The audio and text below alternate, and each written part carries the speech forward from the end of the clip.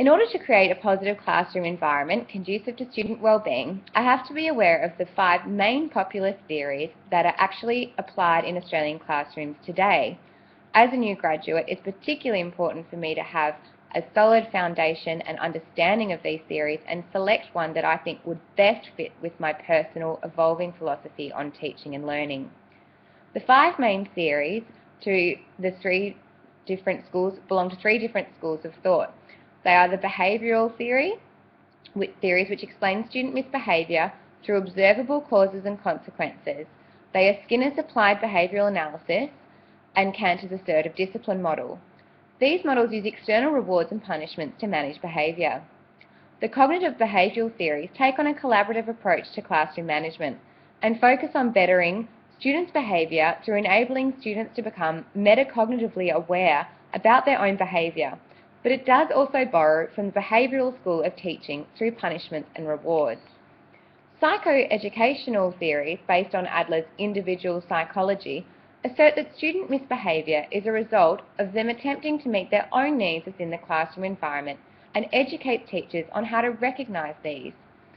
An example of this is Draker's goal-centred theory and Glass's choice theory.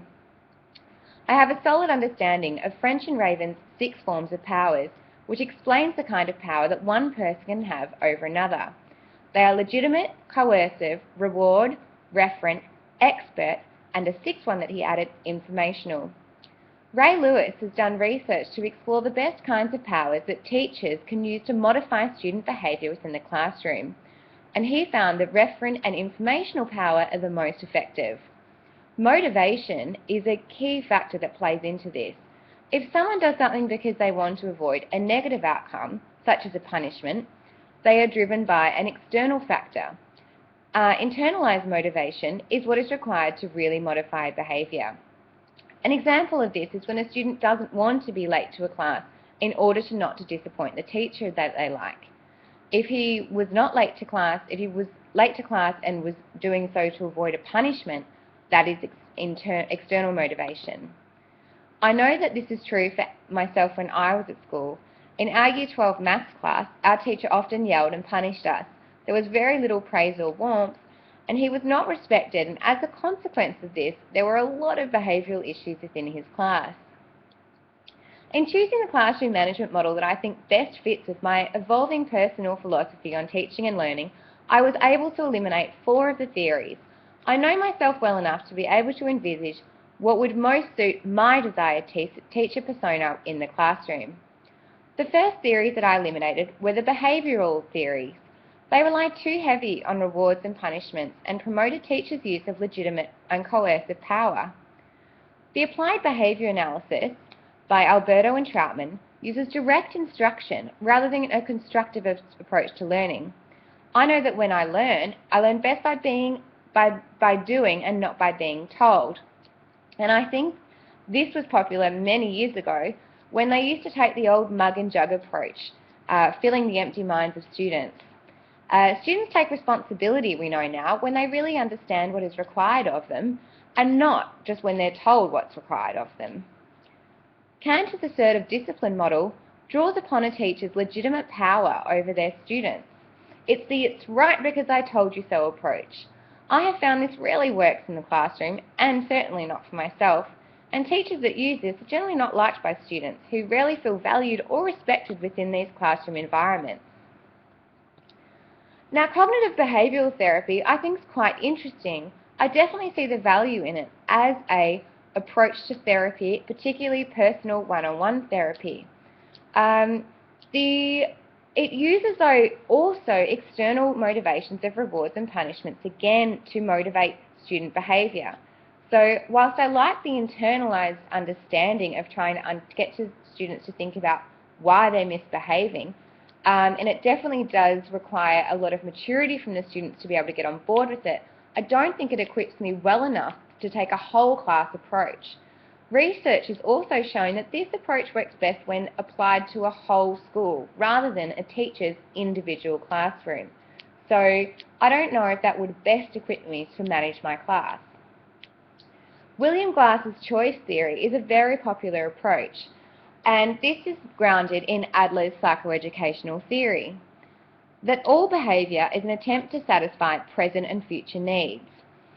I think there are a couple of limitations with this theory. It does place a lot of responsibility on the teacher to be able to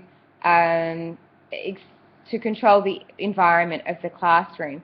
So, for example, Glasser would explain students misbehaving because they're bored and they're not motivated enough.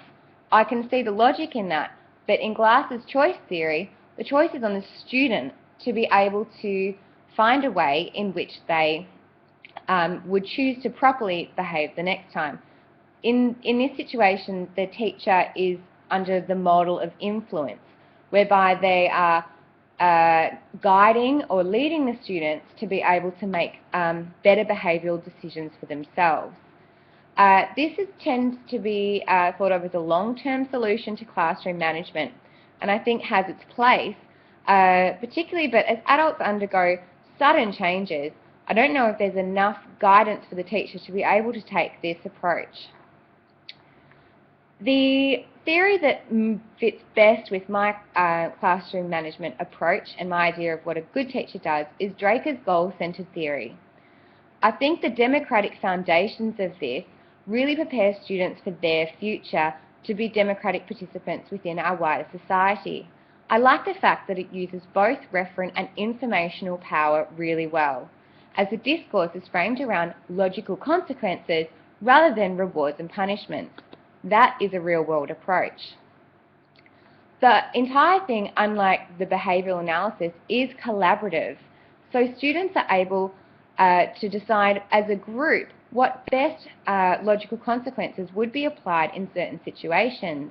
I think when students decide the outcomes for themselves, and this is what Draker believed, that they're far more likely to comply when they know the expectations of themselves within the group, as everyone is motivated to belong. This really does, as Lewis said, rely on students being able to recognise their mistaken goals, which may be a problem with some students. But once they are motivated by one of the 4 goals, and whether that be attention seeking, revenge, withdrawal, they perhaps are going to be able to harness that and